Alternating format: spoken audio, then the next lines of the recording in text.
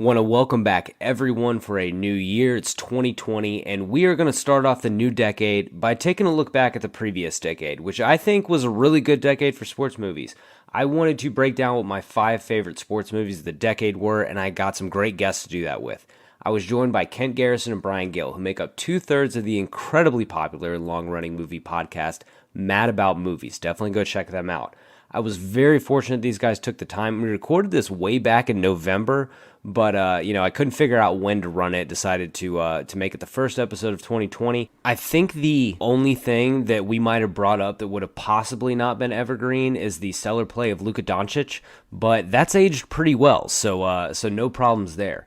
I think we had some great variety in our respective lists, along with a bit of overlap. You'll note that Brian and I definitely overlap on our least favorite sports movie of the decade. If you've been a longtime listener, I'm sure you know what that is. It was just a really fun episode to record. Good one to start the year off with. If you've been a fan of this podcast, I'm sure you'll enjoy it, and I'm hopeful to get both these guys back on at some point this year. Make sure to give them a follow and check out their other ventures besides Mad About Movies. If you are enjoying big screen sports and enjoyed any of the episodes that we did in the past year, which are all evergreen, can be listened to anytime. We covered a lot of great movies. We covered some kind of bad movies too. And you haven't yet, please, use your podcasting app, leave a quick 5-star rating, and if you so wish, a review. I will read out all new reviews at time of recording. Let me know what you think, and those ratings are so important to me for my own personal ego and for helping, grow this podcast. If you're not subscribed, please make sure you do. You get episodes breaking down sports movies every Monday. The rest of January, it's going to be a good one. We got Bloodsport with Mike Camerlingo coming back, Balls of Fury with my old pal Jared Borslow, and we got a special guest to cover Days of Thunder at the end of the month. Make sure you're following on Twitter at @big_screensport, Instagram at @bigscreensportspod, so you are up to date on when those episodes are going to drop. But with that, it is time to kick off 2020 with Brian and Kent from Mad About Movies. All right, joining me today, they are the co-hosts of the Mad About Movies podcast, Brian Gill and Kent Garrison. Guys, thank you so much for joining me today for this episode. Yeah, thanks for having us, man. Of course. First, can you guys talk about what you do at Mad About Movies? And then, Brian, I know you have another project that you want to bring up as well. Sure. Yeah. Kent, you tell us about Mad About Movies, and then I'll plug my other thing. Yeah, we do Mad About Movies. It's available on iTunes, Spotify, wherever you listen to podcasts. We do a weekly podcast discussing a movie of the week. Usually it's the most popular movie that week. But we do a lot of throwback episodes, too. We have a lot of list episodes. We talk about the Oscars. We have a movie draft every year. So, Brian and I have been doing that show for about 7-8 years now, something like that. And it feels like, yeah. And I jumped in podcasting full-time this past year with The Athletic, doing sports podcast and NFL podcast, and you can catch that work over at theathletic.com and About Them Cowboys on iTunes. Nice. Yeah, Kent said we've been doing Mad About Movies since very early 2013, so we're coming up on 7 years of that. And then I have another podcast as well that is all basketball focused. It started kind of as a spinoff on our VIP feed. We have a Patreon feed for our most hardcore listeners. So it started there with me and Richard, the other co-host of Mad About Movies, and then has morphed into me and a friend of mine, Tobin. And yeah, we do a weekly show, sometimes twice weekly, and just talk about everything that's happening in the NBA and try to do fun stuff with bits and games and things like that as well to keep it fresh. And yeah, it's gone quite well. It just started, so any support we can get, we're happy to get. That's called Spread the Floor again. Okay, well, everyone definitely go subscribe to those. The fact that you guys have been doing Mad About Movies for so long, it seems like you're almost in on the ground floor in terms of podcasting, and you're the perfect guest for this episode because today we are going to break down our top 5 individual favorite sports movies from this decade. We're coming up, this episode coming up on the end of a decade of sports movies, and I think this decade was a little better than the last decade. I was kind of looking at it. The last decade, a lot of the best stuff is kind of like you remember the Titans, The Rookie, $1 Million Baby, if you're into that, Sugar. Comparing the movies, I think this decade was a little bit better. So we're going to go in reverse order, 5 to 1, talk about which movies we enjoyed the most. But before we get going, guys, I want to hear from you. I ask every guest this: what makes a good sports movie? Kent, I'll start with you. I think it's honesty. Honestly, the ones that I like the most are probably the most gritty, probably a little bit the most on it, true to the actual events instead of like hamming it up for entertainment or comedy value and stuff like that. So, and I like an unexpected story, kind of the behind the scenes stories about, not the star player. I really like the business aspect of sports a lot. So some of the movies that you'll see on my list kind of reflect that. But yeah, I would say like a really honest, gritty, almost visceral movie is what I look for in a sports movie. Okay, Brian, what about you? Yeah, Kid's got some good stuff there. I like that, or I can handle it too if you just go kind of goofy with it. I'm fine with that as well. What I get a little bit caught because I am such a sports guy, and basketball has always been my favorite sport as well. So basketball movies in particular, I feel like I start getting nitpicky real fast when the basketball action feels fake, and they're not kind of leaning into that. So if you're not going to be sort of authentic, at least in the game action, whether it's basketball, football, or baseball, or whatever, tennis, I don't care, then I would prefer just to kind of lean into that feeling a little bit, almost like the Fresh Prince, and some of those basketball games in that show and stuff. It bugs me a little bit when we start to get into, I'm supposed to believe that this is real, but you're doing stuff that is so ridiculous compared to, what is reality, if that makes sense. So I can handle either way. I don't like the podcast. middle. Yeah. That's like the mission statement of this podcast. And I'm not really sure I've ever answered this question myself, but it's really a lot of what you said. It has to feel authentic. You have to lean into the sports. And if you don't, if you're not going to do that, it needs to be something that's more like aloof, like a comedy, or where you're not trying to be self-serious. I think I was looking at one of y'all's list of your 10 least favorite movies, which is on your website. And Brian, I think you had Trouble with the Curve on there. Oh my gosh, I hate that movie so Which, much. in my opinion, not to spoil what my pick for worst sports movie of the decade is, yeah, but it is the worst, and I think it's the worst because it is self-serious. Like it thinks it's really smart. It thinks it's like Moneyball smart, and it's not. It's really dumb. Yeah, I could do 4 hours on Trouble with the Curve. That is still, and I've only seen it once, and that was however many years ago, and it has scarred me for life. That's a horrible, horrible film. I see. We did that on episode 8, and I do want to revisit. I kind of want to talk about it at least like once a year because it ages worse and worse. Yeah. But let's get into our top fives. Brian, let's start with you. What is your fifth most favorite sports movie from this past decade? Sure. I tried to, I went back and looked through all my lists. I'm crazy about archiving things. I know it annoys the crap out of Kent sometimes when I'm like, let me pull up my spreadsheet and dig into this. But I was looking back at my list and tried to find some varying picks that weren't just going to be our very, like, Moneyball. I'm sure we're all going to have Moneyball on our list, that kind of thing. This movie came out in 2012. Very few people saw it. I had the good fortune of seeing, I think, pretty much the world premiere of it here in Dallas with Kent, you'll like this, with Donnie Nelson in the house. Donnie Nelson was nice. Was he? Did he have a doobie in his mouth? Donnie Nelson, not Don Nelson, but I'm sure Don. Oh, Nelson Donnie. Oh, yeah. Donnie will get there someday. Yeah, I was thinking about Don. Yeah, gotta let him retire, and then he can enjoy his father's lifestyle. But no, this movie's called The Other Dream Team, and it's about the '92 Olympics, which was the Dream Team. That's the Michael Jordan, Scottie Pippen team, and all that.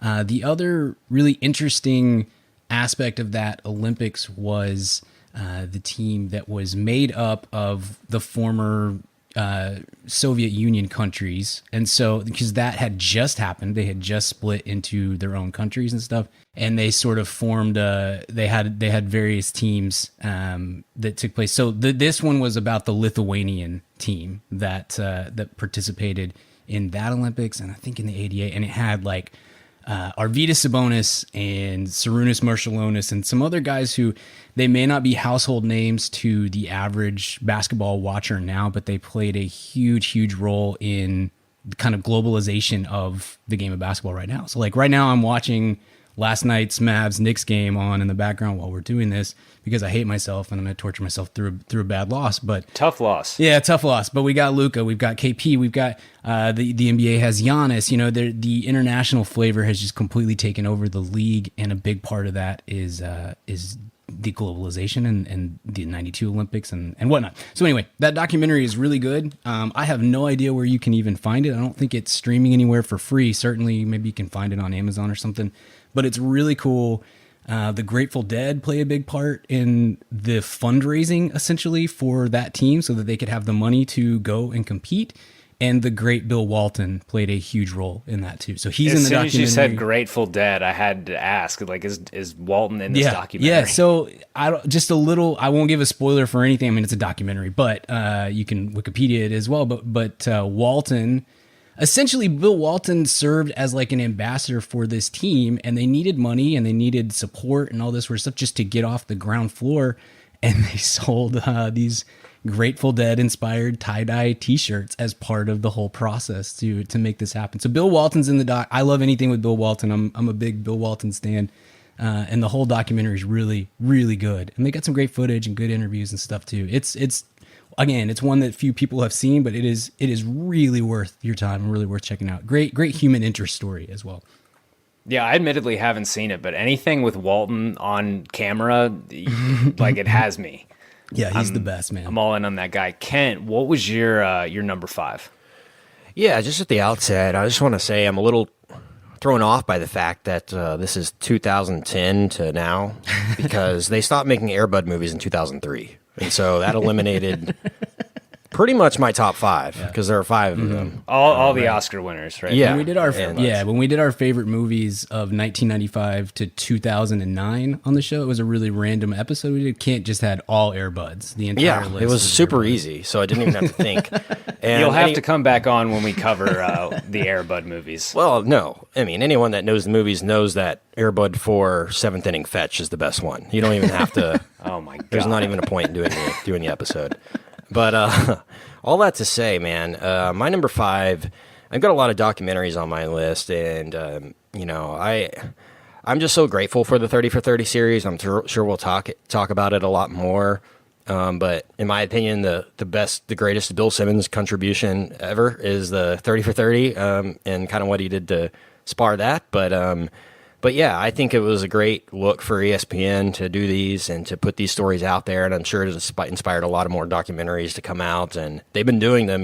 I guess they initially planned on doing 30 of them, but they've done, I don't know, over 50 of them now, and they split them off into the Soccer Stories series and the 9 for 9, which is about women.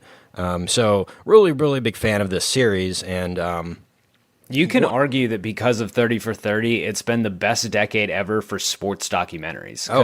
All but I think 6 of them have aired during this decade. Yes, yeah. I mean, there's some good ones in the 90s too, Hoop Dreams and, some of those. But the 30 for 30s, I mean, it's honestly hard for me not to make my whole top 5 30 for 30s, but I did change it up. So my number 5 is one of those, and it's The Price of Gold, and it's about the Tonya Harding, Nancy Kerrigan incident at the Olympics. There's been a violent attack on an American athlete. Nancy Kerrigan was attacked as she left the ice. Attacked by an unknown assailant. It was such a bizarre story that you just kind of went, what? I'm trying to get a description from the lady. No. There must be some mistake. That just doesn't happen. Security is high. They're doing a thorough investigation to try and find the man who did it. NBC's now breaking the story that Tonya Harding... Authorities are focusing their attention on Tonya Harding. A plot designed to steal Olympic gold. I mean, the rumors were just flying immediately. Wouldn't it be wild if Tonya had something to do with this? And, I, Tonya came out a few years ago. It was a much more dramatized, hammed up version of the story, but that's just such an insane story to me, and it's a really well-executed documentary because, Tonya Harding's essentially kind of narrating the whole thing and telling her side of the story, and you really do kind of feel for her in the end and what her life was about, and the people she got involved with were kind of off the rails and stuff, and it's a great documentary. I liked it more than the movie. It was hard for me to even concentrate on the movie having seen this before, but I think it's really well done, and I was waiting for... Like right when they announced 30 for 30, that was like the number one one that I wanted them to do was that story. And when they did it to me, it led up to the hype and my expectation for it, and definitely worth checking out if you're not familiar with the, I guess the Galooly experiment or whatever you want to call it. But yeah, Price of Gold is strong, and it's my number 5. Yeah, it was the same for me in trying to not make my list all 30 for 30. I did an honorable mentions in the intro, and I pretty much just put down all the 30 for 30s. I mean,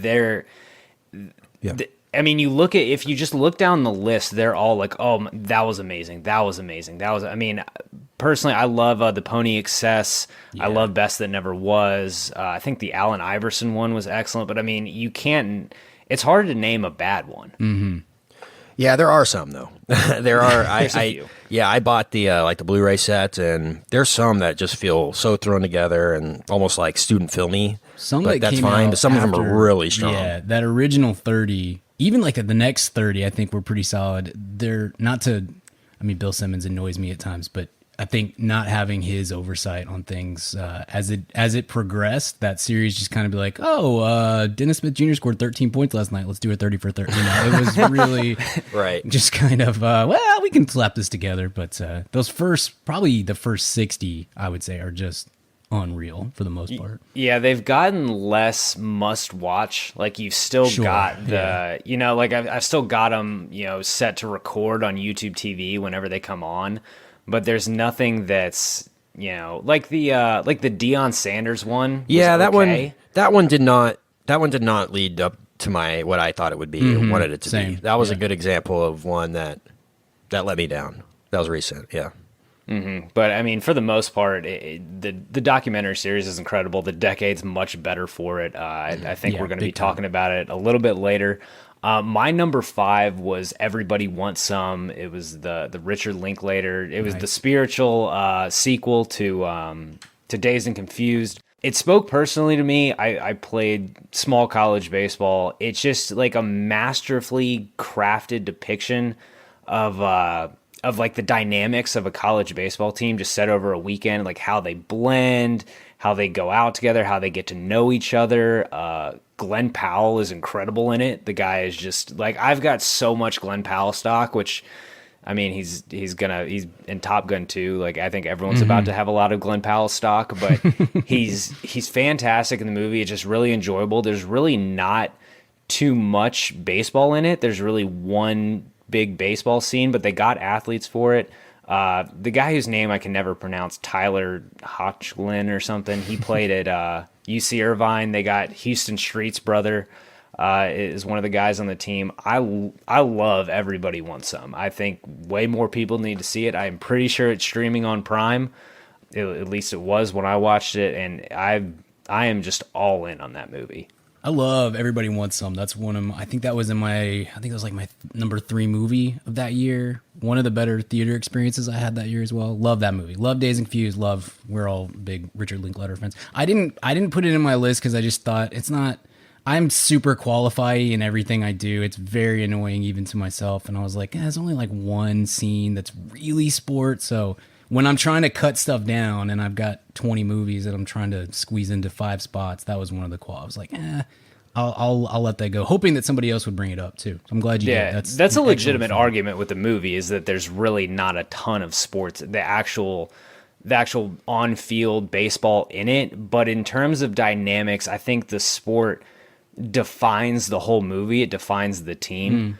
So that I'm going to count it just because I love that movie. I wanted an excuse to talk about it for a couple minutes. For sure.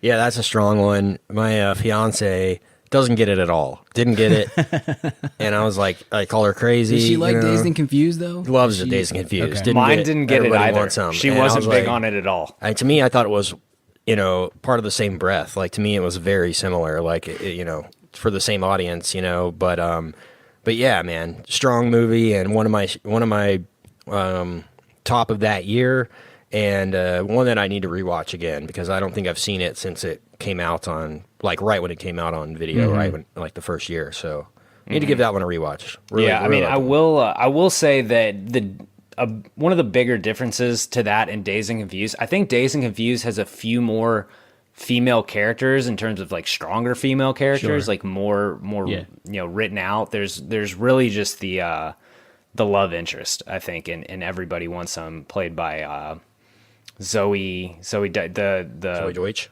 Yeah, who was also in another movie that this Set It Up with Glenn Powell, which I also loved. You might just turn this podcast into a Glenn Powell podcast. Let's get into our number 4s. Kent, I want to start with yours because it's something that's also on my list. Yeah, my number 4 is Rush from Ron Howard.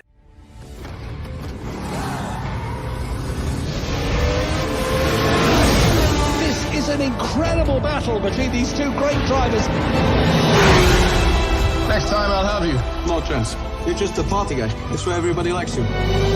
Yes, I know, I'm terrible. No, you're not terrible. You're just who you are at this point in your life. To be a champion, it takes more than just being quick. You have to really believe it. I've been waiting for this my whole life. I can beat this guy, trust me. He's consistent, dependable. Will he put his life on the line the day that really matters? It's the movie about Niki Lauda, the race car driver, and it's got Chris Hemsworth in it, and Daniel Bruhl. I like Ron Howard, and he can be kind of down the middle a lot of times with this stuff, and he hasn't taken a lot of risks in his career, but, I feel like this is one of the bigger leaps he's taken to make a movie about IndyCar racing, knowing it doesn't have that big of a mass appeal, and thinking he could really bring some cinematic flair to that experience. This was one of the better big screen experiences I've had watching a sports movie. Really liked it. And, IndyCars just go so daggum fast. I mean, I remember seeing like an IMAX IndyCar or something when I was like in the 90s. And it was made like to make you feel like you're in the car, like, I don't know, Omni Theater type thing. Brian, you know what I'm talking about? Yeah, absolutely. For sure. And it's just mind blowing if you could actually feel like you're going as fast as they do. And I think Rush is really, really well shot. Sequence in the rain just always sticks out to me. The sunsets, the whole experience of how Ron Howard put this thing together is good. And it's my favorite Hemsworth performance outside of maybe Cabin in the Woods or the Avengers series. So, yeah, I love me some Rush, and wish Ron Howard would do more stuff like this. Yeah, Hemsworth and Bruhl are both throwing like 103 miles an hour in this movie. They're both just incredible. This one was my number 3.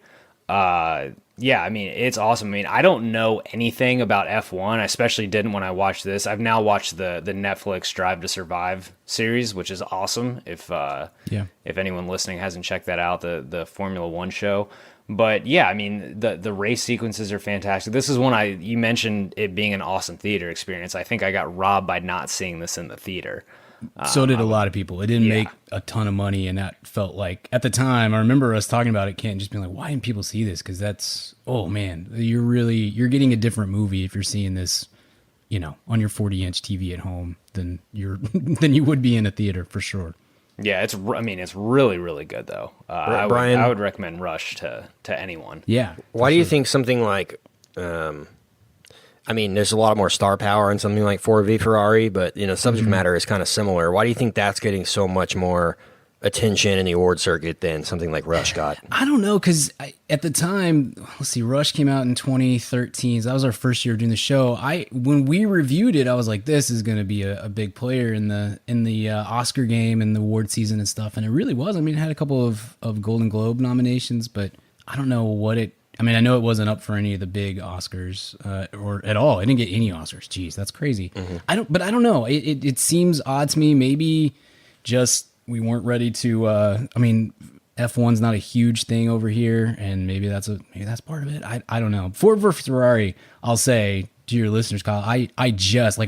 We started 10 minutes late because I was coming straight from a showing of Ford versus Ferrari, and I had to fight the urge to put that in my top 5 here just after one. It's so outstanding, but it does kind of, it gets too walked because Rush crawled kind of, it's funny. Right. It's a funny, but it works really well. No, I love Rush too. This was, I as I've said many times on our show, I'm a Chris Hemsworth fan first and a human being second. And so if it had come out maybe like now, maybe not right with Ford versus Ferrari because they'd just be getting compared together, but like last year, you know, after Avengers, because I think Thor had come out before Rush came out, but he still wasn't Chris Hemsworth yet. No question. Chris Hemsworth's great because that was, and Kent, I know you're in my I think you're in the same boat as me on this one, but like when we saw some of those movies, those early movies, and Rush was one of them, I was like, that dude's a movie star. We don't do movie stars very, very often anymore. It's an industry that now is built more on the property and the spectacle and whatnot. I want to agree with you, Brian. Yeah, I really do, but the proof has not been there. Yeah, I know. But that's what I see when I see him on screen. I'm like, dude, if you put him in the right roles, this dude is a movie star. So we'll see if that translates post Fat Thor and such. But you can see. You can kind of see the foundation of that when he's on screen. And this was Rush had to be carried by a movie star. I'm not sure it's as good if someone like, if not Hemsworth, is playing James Hunt. Daniel Bruhl is just, he's solid. He's really solid. But if you don't have someone with like the charisma and just can bring out that role, I don't think it's as good. Yeah, no, I think you're right. But you're right, Kent. Like it will. The difference between being a great actor and a movie star is, do you get butts in seats? And at this point, Chris Hemsworth does not. And so that will be the test on him, because I think the acting chops are there. Not that he's like, I don't know, Gary Oldman or something, but he's an incredibly talented actor with a ton of charisma, and I would like to see that translate to full on movie star status for sure. I would think, very versatile. Yeah, my kind of qualifier there is like a movie star can put butts in seats regardless of whether the movie sucks or not. Like The Rock can do that. Brad Pitt, you know, as soon as Men in Black International came out, people heard it sucked. Like no one went and saw it, despite the fact that everyone loves Hemsworth. So we'll see. That's very true. Yeah, no, I don't think anyone really like went to see Black Hat or anything either. Brian did. Michael Mann, bro, you're hurting me, man. You're hurting me. gotta see it. It's terrible. I'm gonna do my number 4 because I think we'll talk about it a little less. I think Brian's number 4 is gonna be another subject of a long discussion. Mine was the Diego Maradona documentary that just came out here in 2019. I'll be kind of brief about it. If you want my full feelings on Diego Maradona, release an episode kind of breaking it down. I guess like 2 months from when this episode aired, 2 months before when this episode airs. I think it might have, I mean, and this might be a recency bias thing, like Brian, you just getting out of the theater seeing Ford vs. Ferrari, but when I finished it, I was like, that might have been the best sports documentary I've ever seen. It was very unique. It had it was just flowing action. It didn't feel like you were watching a documentary where you're taking kind of mental breaks and just listening to someone speak for a little bit. It was just continuous flowing action. I didn't know that much about Diego Maradona before I saw it, which I think almost kind of helped. Totally. Because it was like a new story unveiling in front of me. I just wish it was 8 hours longer, like they had done it like the OJ Made in America documentary, when it was, I think that was 5 2-hour. Yeah. It was a 10-hour movie. Yeah. Yeah, it was. But the Diego Maradona documentary is just fantastic. I don't know if you guys have seen it yet, but it is awesome. I have. Yeah. It's very interesting. You had a good point there too. I think a big part for me in a sports movie, especially if it's based on a true story or is a documentary, so therefore is a true story, I'm much more interested when I don't know a whole lot about it. At least when it comes to these sports movies, biopics, kind of the same thing. It's like the less I know, the more likely I am to be interested, because I'm getting a story, not just seeing it seeing a story I know transpire on screen. But that Maradona doc is really good. There's a Netflix series too on Maradona that just dropped this week, I think, or when we're recording, it just dropped this week. So that may be worth checking out as well. I haven't seen any of it yet, but I saw it pop up in my feed the other day. It looks interesting. Yeah, I honestly kind of want to rewatch the documentary again. It was just that good. It's really good. Yeah. Yeah, just excellent. Brian, let's do your number 4 and let's all talk about it. It's on all it's on all of our lists. Sure. My number 4 movie is Moneyball. I need more money. We're not New York. Fine players with the money that we do have. I like Perez. Got an ugly girlfriend. Ugly girlfriend means no confidence. You guys are talking the same old nonsense like we're looking for Fabio. We got to think differently. Who's Fabio? Your goal shouldn't be to buy players. Your goal should be to buy wins. And in order to buy wins, you need to buy runs. Who are you? I'm Peter Brand. First job in baseball? It's my first job anywhere. This is a movie for me. This is one that has grown on me since I first saw it.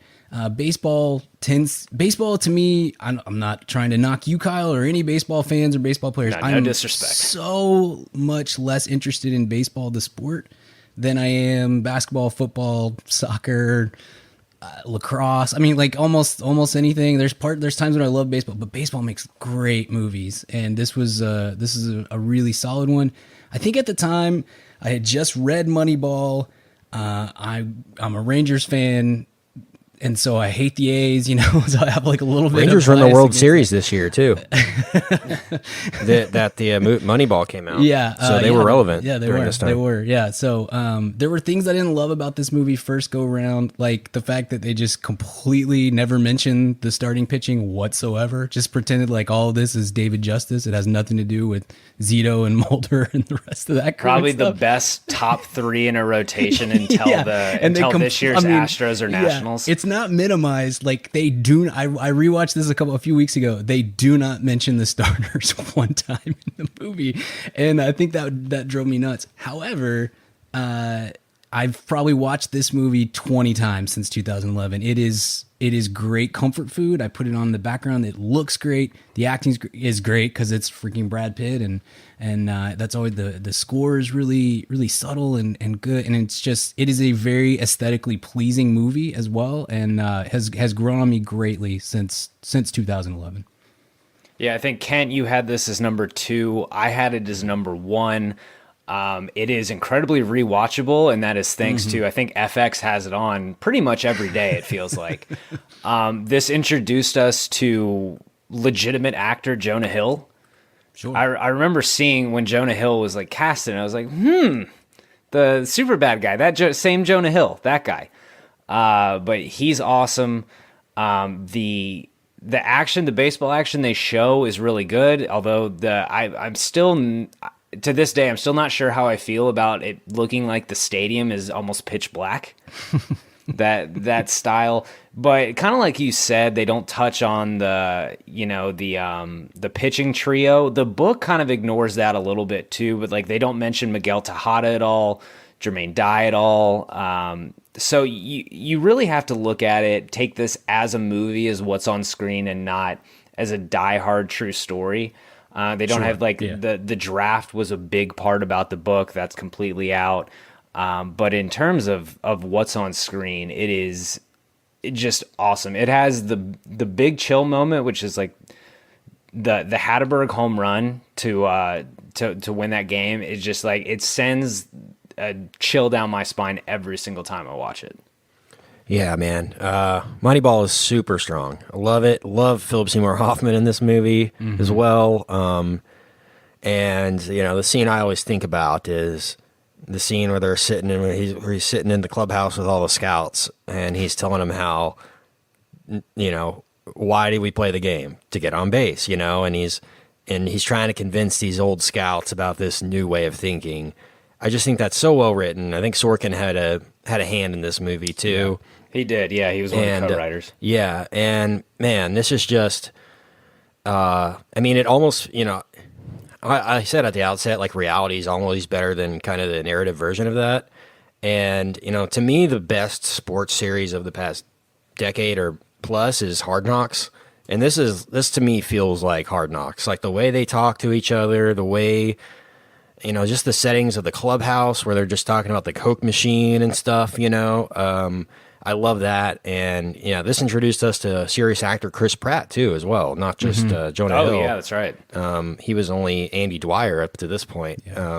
And Pratt's so good in this, too. He is, really you almost good. forget it's him, and he's just so low-key and good in it. It's got a good guy playing Ron Washington. It's always good to have. It's... First base is easy. Tell him, Wash. It's extremely hard, I love that. And yeah, man, this one, it's not my favorite baseball movie, even. It's not even my top 3 baseball. I mean, it's in my top 3 baseball movies. Probably my number 3. I like Rookie of the Year and The Sandlot. Those are probably my those. I got a kid 90s kid bias there, but you're gonna not want to listen to our episode covering Rookie of the Year. Then, oh man, how dare you? When was the last time you? When was the last time you watched it? Is what I'm dude, asking I watch it every person. year. Every year. Oh, yeah. All So in good. on Henry Rowengartner. Yeah. Love it. Love me some hot ice. Love the 3 C's. Yeah. The 3 R's: readiness, recuperation, and conditioning. Love it. Man, so much. So good. But everyone anyway. who loves Rookie of the Year needs to direct their love to Little Big League instead. No, Little Big League's strong, but it's not Rookie of the Year. Little Big League is fantastic. I'm also a Twins fan, so I grew up wanting to be Billy Haywood. And the fact that Chet Steadman, the Rocket, come on. We don't need to go down that path, but yeah, Moneyball's strong. You mentioned how it was shot. I love how it's shot. I love the opening sequence where they're showing the replay of the game, and he's sitting in the stadium listening to it on the radio, and that whole thing is great. And I've mimicked even that style in my own sports documentaries that I've produced. That how they kind of rewind those games that have already happened, and this is the way that's presented. Bennett Miller does a great job here, and sadly hasn't lived up to the hype of this movie since. I thought Foxcatcher was going to be like the greatest thing ever, like the Best Picture winner, like Channing Tatum and Carell and everything. It was good, but it wasn't great. So to me, this is great. The young Billy Bean scenes too. How they kind of make the movie about not a referendum on Billy Bean, but just more about Billy Bean as opposed to the sabermetrics revolution. Right. Yeah. Which it's I mean, Moneyball is so good. I mean, obviously the best scene in the movie is when the 2002 Twins beat the A's, which I think we all can agree is wonderful to see. Yeah. I love Pitt in this too. This might be my top 2 or 3 Pitt performances ever too. I love him. He solo downplays the entire thing. He's got swagger. He's a dad, so has that emotional appeal, Sure. That whole thing with his daughter in the music store kills me every time. It just melts me every time. So it's a good parenting movie. Yeah, it is. It really is. Yeah, and it's also, I mean, we talked about a little with Hemsworth. That's a movie star performance right there, because you just have him. There's scenes where he's literally just walking through the scene. You're just like, gosh, dang, look at that guy. It's Brad Pitt, man. Yeah. And, it's amazing. This is the last thing I'll say on it. We'll move on. But it's amazing how much that happens in real sports. Like what happens to him where he gets this job to go to the Red Sox and stays back because of his daughter, and they end up winning the World Series 2 years later, and man, that happens more than you would think. It's just opportunities come along and people actually have lives and families that they have to deal with, and that to consider. And man, this one really kind of shows I don't know, not the fan side of sports, but like the executives, like what they go through, Sure. Yeah, so it's that a really good. deep look. Yeah. It's really good. It's Brian, like the good version of Draft Day, if that makes sense. Oh yeah, God, Draft Day is. We have also covered Draft Day with another Dallas guy, Kevin Turner. Yeah, he's on my Cowboys podcast. KT, we did. We did Draft Day. We did Draft Day on Draft Day. We released it back in April. Nice. Yeah. Kent and I were at a concert with KT last night. It's kind of funny. Yeah, we were. Shouts to KT, man. It was one of my favorite episodes. The Yeah, audio. that guy is great. If you go back and listen, the audio quality was shit, but had a great time. Brian, let's get to your number 3, which I think is near and dear to your heart. It is. Like, I'm super biased on this. I admit this may not be a very practical choice, but I'm from Dallas. I'm a basketball guy. Dirk Nowitzki is my sports hero, and I call him my grandfather, and I love him very much. The documentary, which I think is still on Netflix, if you haven't seen it, is called Nowitzki: The Perfect Shot. And it's half about him and it's half about his trainer Holger, who is just this kind of Mr. Miyagi figure in a way. Like he's a very strange guy who came up as a physicist in Germany and put his brain to the concept of athletics and basketball and trying to find the person that was willing to do his very strange strength training and practices and all this sort of stuff, and discovered Dirk at the age of like 13 and put him through these weird drills and stuff for years and years and years, and produced Dirk Nowitzki, one of the best basketball players of all time, and certainly my favorite. So it's a really interesting doc that I would hope people would check out, especially since, again, I really think it's on Netflix, so that makes it pretty accessible and easy to find. But it's a really solid little movie that I cried through the entire movie because I just love Dirk so much, and he's near and dear to my heart. I'm sure they'll make a great Luca one in like 25 years. I hope so. Let's start directing that right now. Let's work on that. Man, you know what? I'm not joking you. I approached Mark Cuban about doing a documentary on Luca to follow him, and he said it would be too much of a distraction because he would ham it up for the cameras and like it wouldn't be authentic, you know? Like, gotcha. I mean, imagine being 20 years old and saying, "Hey, we're going to make a documentary about you at 20." Yeah, and I was like, "Yeah, good point. You don't want to like screw this kid up at this young of an age." Yeah, totally. So I didn't even fight him on it. Yeah, but. The Nowitzki doc came out in 2015, so it was like post championship. It was post him sort of shedding the soft Euro tag, like the culmination of all the things that he was working for had already been accomplished, and so the documentary feels complete in a way, which is kind of interesting on from a sports side of things, because there's always like there's a biography out on Kristaps Porzingis. You're like, what? That he's 23. There's so much more to go. So this kind of felt like it had come complete in a way, and it's really solid. So check that out for sure. God, Porzingis only being 23, it feels like he's been around. He might be 20. He might be a little off on that, but it's close. You know what I mean? But my point is, his life is not. His career is still just starting, really, and so you see that all the time with sports book. Like I remember, I'm a huge Allen Iverson fan, and the first Allen Iverson biography came out when he was like 27 years old. You're like, no, that's not really necessary at this point. We have hopefully a long ways to go. But anyway, the doc is very, very solid. I hope this Michael Jordan doc that's coming out next year. I'm so pumped. It's like it's 10 parts, isn't it, or something? I think so. Yeah. Yeah.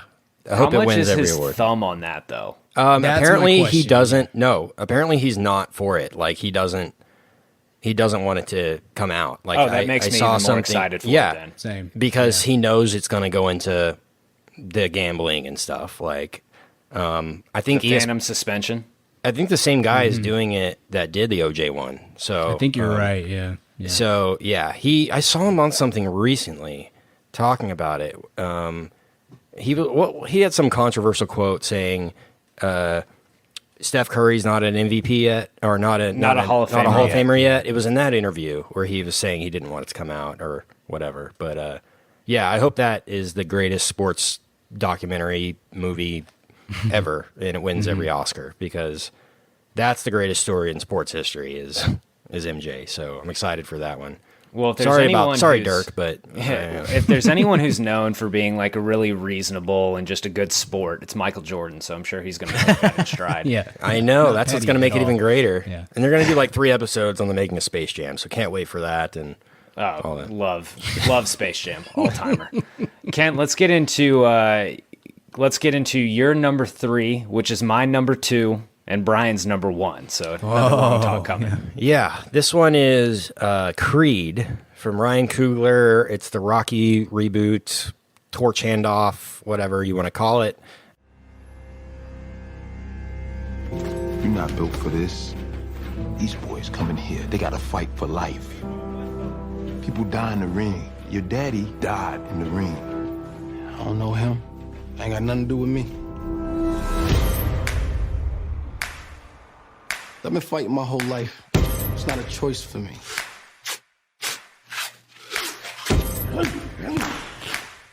Every punch I ever thrown's been on my own. Nobody showed me how to do this. Love this one. Really enjoyed Creed 2 as well. Worthy sequel. Certainly didn't hurt this one at all, but the energy that Ryan Coogler brought to this, the charisma that Michael B. Jordan brings to the role, and believability of that, and then Sly to come out of the woodworks and do this and play it like he does, and the writing is so good, and His performance is just really delicate in a way, you know, which you don't expect from like a boxer guy. And I just really like this movie. It's like a father-son kind of relationship that builds, and it's very derivative of the Rocky story, but it's still impactful, you know. For some reason, that character arc is just, and no matter what kind of setting you put it in, it works. Learn the lesson for the greater good kind of thing, you know, lose in the end, but learn your lesson kind of thing. It's such a great execution of that idea. And definitely one of the best sports movies of the past 10 years. And man, it's amazing how many boxing movies there are. When I was doing my research, can you believe there's one bobsledding movie in history? Come on. What?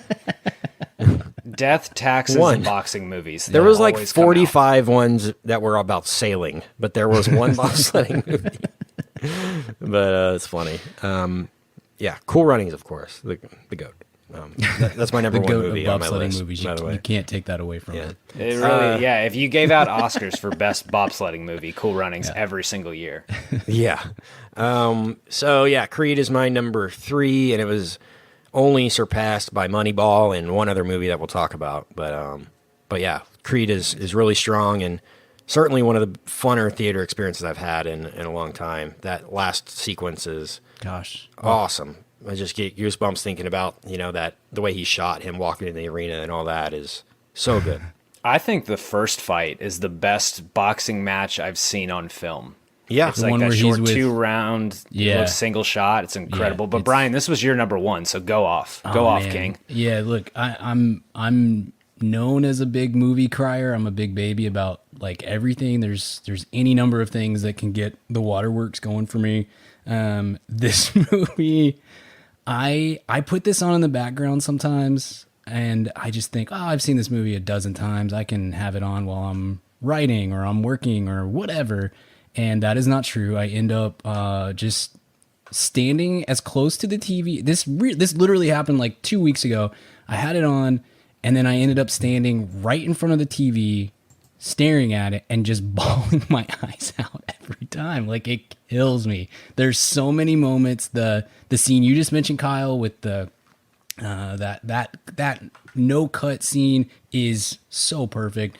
The relationship that you mentioned, Kent, between Rocky and it's just, it's so good. And then the final fight with you're right, Kyle. Like the fight from a fight standpoint, the fight kind of in the middle of the movie that's the 2-round without any cuts. That's a better scene from that standpoint. From an emotion standpoint, with Rocky talking him up in the corner and Creed, you're just saying like, I got to prove that I'm worth it and all this. It is all the things that get me going as far as the crying goes. And so I think this is a movie that when I see it in 10 years for the 150th time, I'm still going to get choked up and it's just a perfect film. I would say we, on our Discord channel that we have for our VIPs, our Patreons, the other day, we were talking about our listeners were making their list of the top 10 movies, period, of the decade, and we were all engaging on that.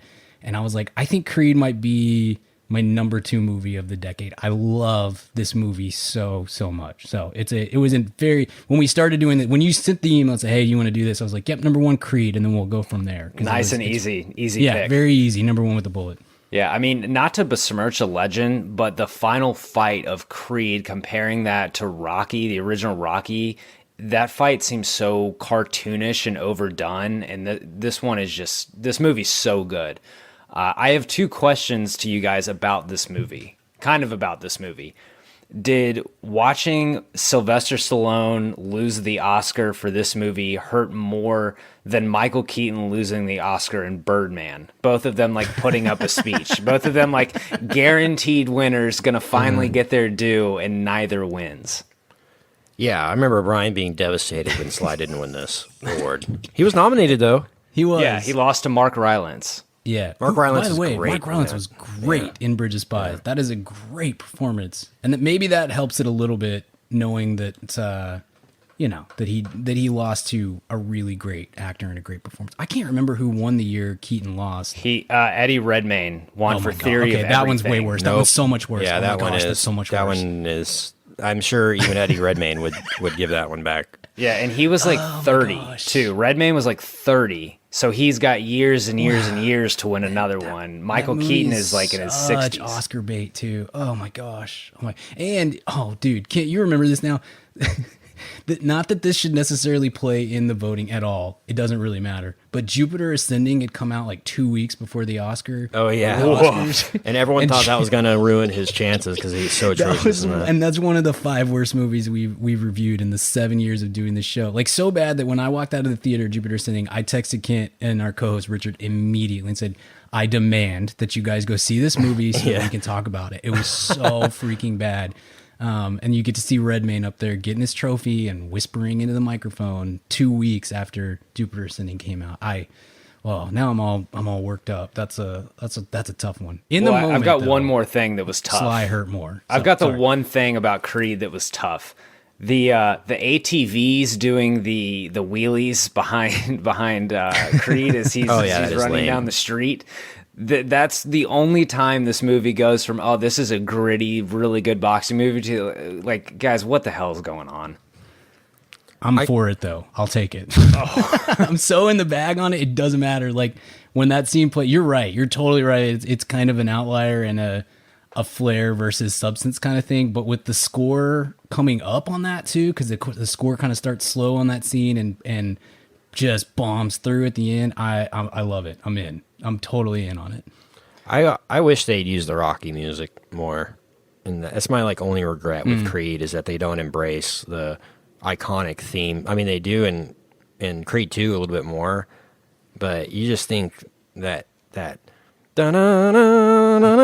would be like such a big player in this, because it's so great. Well, I think they were trying to make space from the Rocky series, like keep the roots. Obviously, you still have Rocky, but make a little space. Mm-hmm. I understand that, but when he fully embraces himself, that's when it should be, all right, this is Rocky movie now. And I mean, it just feels like doing, I don't even know how to compare it.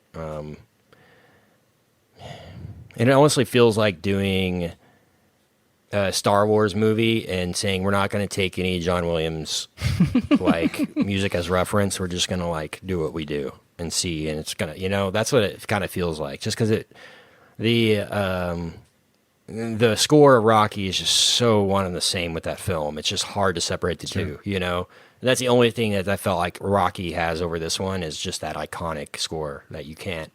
It's unmistakable. I thought they used it all right. You're right. They do use it, more, but at the I did like though versus Creed 2. Creed 2, one of my biggest complaints with it was when they did run with the score, I wanted it to pound. I wanted it to come in hard, and Creed got that big time. Like the sound mix on it is just unbelievable. Creed 2 a little bit lesser on that front. We'd be remiss not to mention Tessa Thompson in this movie too. She's really good. She's excellent for sure. Even better in the second one. She is it's much more her. It's a lot more her in the second one, and that's outstanding. But Michael B. Jordan, it's all Michael B. Jordan and Sly in the first one, and now when I rewatch Creed, Tessa Thompson's so good in the movie that I forget how much I hate Charlotte Hale in Westworld. Hate, can't stand her. But she's so good in Creed that I can get over it for the most part. Exactly. Yeah. Same with me. And Ryan Coogler's got, a lot ahead of him. He's got a bright career, and it's sad that Sly, this might be the last great thing we see from Sly, Rambo, bro. No, I know. I know. Tough. Let's get in. So my Creed was my number 2. Kent, yours is Moneyball. Mm-hmm. Brian, your number 2 is one of my favorites. I had it on my honorable mentions. I probably should have put it on the list. It's something that not enough people have seen. Brian, your number 2. Yeah, number 2 for me is Warrior. Came out in 2011. It's Tom Hardy and Joel Edgerton. And it's UFC. I don't give a rip about UFC at all. Same. I'm not a UFC guy in the slightest. And but this one, I think it really, prior to Creed coming out, I would say this was the movie that most embraced the kind of boxing, the classic boxing movie type tropes and the theme and the feeling and all that sort of stuff. and then having the two main characters are brothers and they're fighting against each other and stuff, and it is really outstanding, and it's one that I think outshine. Like, I don't think Joel Edgerton will ever do anything as good as he is in this movie. The director, whose name I'm forgetting, Gavin O'Connor. Gavin O'Connor. I don't know that he's ever going to do anything that's good. Tom Hardy's pretty great when he's not Venom and such. So who knows? But it kind of, it almost like outdoes the parts, and becomes something that's much greater. And it's very interesting. It's engaging, and it doesn't play as overlong or any of that stuff. And so it kind of hits all the right marks for me of what I'm looking for in a sports movie. And one that, again, prior to Creed coming out, I'm just like, that's definitely my favorite of the decade. Just Nick Nolte in this movie too. Nick Nolte's great, and there's times where Nick Nolte is such a beatdown on screen. That cigarette voice of his and such can be, but it's used perfectly in this, and he fits that role really, really well. And O'Connor does a great job of putting him there. And so it's and the action in it is very solid. Again, I'm not a UFC guy, so maybe there's tons of things that I'm just not noticing because I don't really know the sport too much. But as an outsider, at least, it looks incredibly realistic, and it's done at least to the degree that you're going to get in a boxing movie. It does the UFC side of that very, very well. Guys, you would know better than me. Why wasn't this movie bigger? I caught it randomly. I don't remember how I actually saw it, but I remember when it finished, I was like, why is nobody talking about this movie? I kind of had the same experience because I saw it and it came out in September, early September too. That's a pretty bad release window. Typically, that's where you dump movies that you thought might be really good, but turned out not to be particularly good. If you're a studio, so that's part of it. I think maybe the UFC, maybe the audience for a UFC movie is smaller than expected. There haven't been very many movies that get in that are UFC based, so perhaps that's part of it. And it's a small film. It doesn't have any true stars, and it's certainly not at that time for sure with Tom Hardy. Maybe his star is brighter now than it was in 2011, but it certainly wasn't then. Yeah. But I will say this: again in our little Discord channel, when we probably got 50 lists. Kent, would you say something like that on that channel? And Warrior was listed as the number one movie for a fair number of people from 2011. So I think that I don't know if I would go so far as to call it a cult classic, but it kind of has those bones, I guess. That if you've seen it, you love it. If you haven't seen it, you're like, I don't even know what that is. Does that make sense? It's a strange kind of slip through the cracks type of a movie. Yeah. Yeah. I mean, it's something I've been wanting to cover this movie since I started the podcast, but MMA is really so off my radar. I don't even know who I'd reach out to as a guest. And I think MMA is kind of like you said, it's not quite on everyone's radar. But the scene between Tom Hardy and Nick Nolte in the casino, is just like, I'm pretty sure that was Nick Nolte's Oscar clip. But it's just so good, so good. Yeah, absolutely. Yeah, Nolte was nominated for an Oscar this year, the same year as Jonah Hill was for Moneyball. He lost to, I guess it was Christopher Plummer. Didn't he win that year? Yeah, for Beginners. Nice. But without further ado, I think we only have one movie left. It's Kent's number one. Kent, take it away.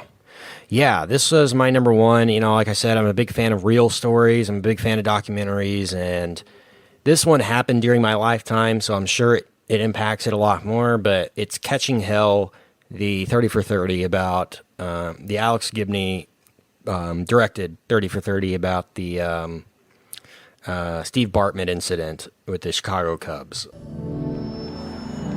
Out of 40,000 seats, what are the odds that a ball will seek you out?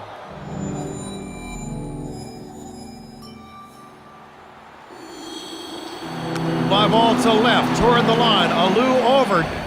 Imagining that possibility is part of the magic of baseball. But for one fan, the dream of making that catch turned into a nightmare he could never have imagined.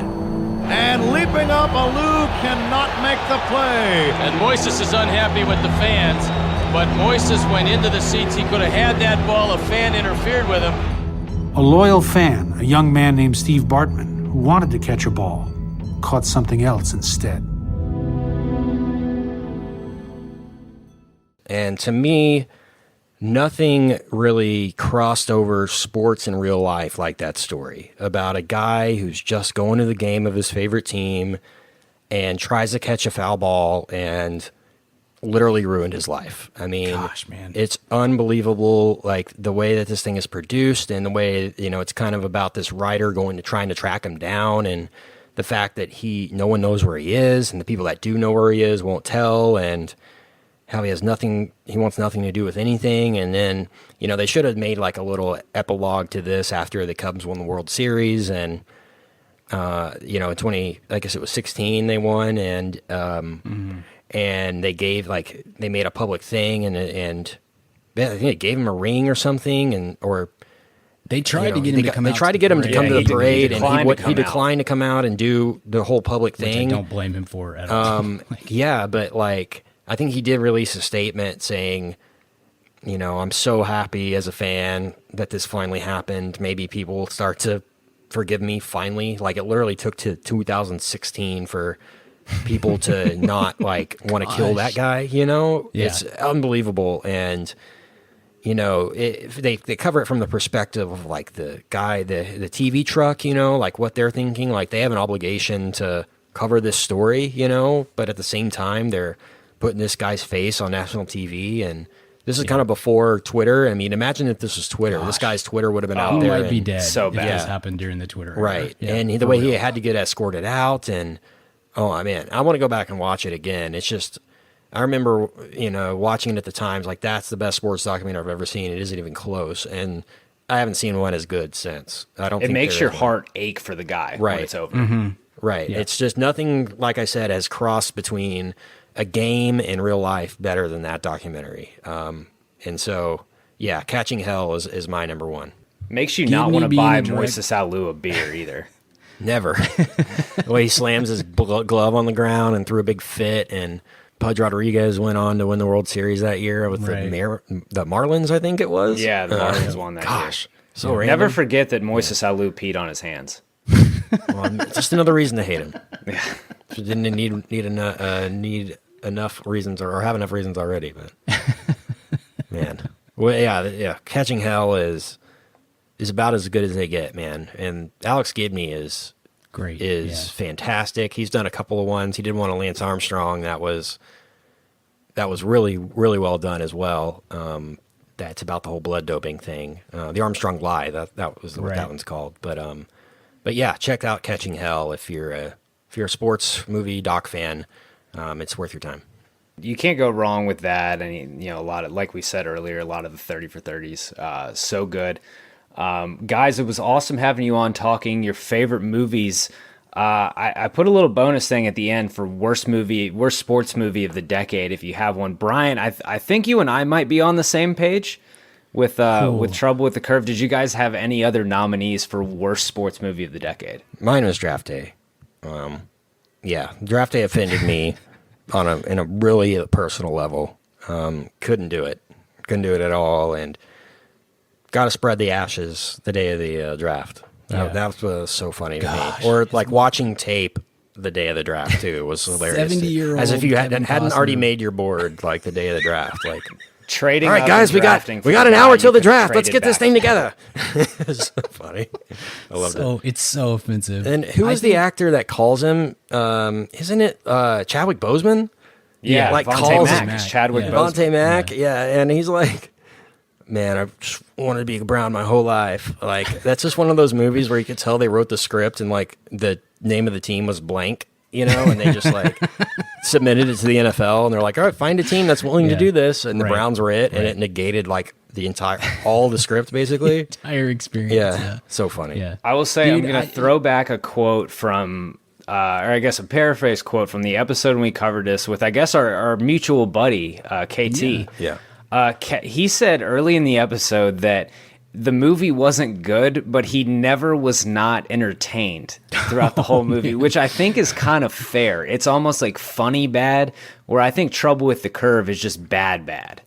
That's what I would say. I think Trouble with the Curve is a worse movie. It almost doesn't feel like a sports movie. It just feels like a crappy Clint Eastwood movie through the medium of sports, you know? But never forget, Trouble with the Curve has a sexual abuse subplot. It opens with Clint Eastwood trying to get his junk to pee for like 6 minutes. It has some racial issues as well. I mean, it is a train wreck of a movie all around. It's horrible. But Draft Day is I will say this. I think Draft Day is the bigger waste of opportunity, because they got the NFL in. They had footage. They had good camera work. Costner. I mean, they had totally. They had everything they needed to make a passable film at least, and instead they did the most wheels off version of it that you could have possibly done. You know what happened, Brian? So bad. Ugh. You know what really happened? Well, I'm sure the NFL started. No, Jennifer Garner was involved and Oh, negated it. It had to be an NFL NFL GM kiss-ass Jennifer Garner, movie. by the way. Yeah. GM. Do you know the most unrealistic part of Draft Day is when Goodell comes out on stage and he's not booed. He's cheered in the movie, which is the most glaring thing of all the unrealistic things. A draft pick calling a GM, all the trades, everything that goes on. Roger Goodell not getting booed to death when he comes out on any stage is just, it's too much for me. It's true. Can't get that through the NFL though. They wouldn't let that happen, I'm sure. Yeah, but Trouble with the Curve, in my opinion, is worse. There weren't there weren't the two words to describe it when it came out that we have now. But just to describe Trouble with the Curve, it's okay, boomer. That's it. It's just wow. I need to see this. I don't think I've seen Trouble with the Curve. It's awful. Yeah, this was when Timberlake was trying to like really be an actor, wasn't he? Like In Time came out around this time, I think, too. Yeah, he's tough in this one. He's really tough in Trouble with the Curve. The whole movie's so bad. I'm not kidding, Kent. The entire movie hinges on a sexual abuse subplot. Oh, that's the point of it. Nice. It is. I just remember sitting watching it, and I turned to my wife and was just like, and I just loudly said, "What is happening right now?" And I felt like the whole theater was like, "Yeah, what's going on here? This doesn't make a whole lot of sense." Well, all three of us love Moneyball, and Moneyball brought in. It had baseball consultants, and the film was surrounded by ex-minor leaguers and guys who played, and it just had a lot of base in the sport. And it's like they had no one on the movie. They had like, Clint, you know baseball, right? And he's like gruffly like, yeah. And that's it. That's all they had. Man, good times. I struck out Jackie Robinson once. Okay, Clint, just easy, bro. Tough. Driving around, he can't see. It's just, it's so bad. It's pretty terrible. It's so bad. But guys, I had a blast. Thank you so much for taking the time. Tell the folks again where they can find Mad About Movies and anything else you guys want to plug.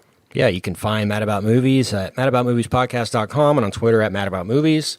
And subscribe on all your platforms. And you can find me on Twitter at Kent Garrison and at theathletic.com NFL side of things if you want my sports podcast. Brian, what about you? You can find me on Twitter at BGill12. You can find my other show, basketball show, Spread the Floor, on pretty much every podcast streaming platform, as well as Twitter at Spread Floor NBA and Instagram at Spread the Floor Podcast.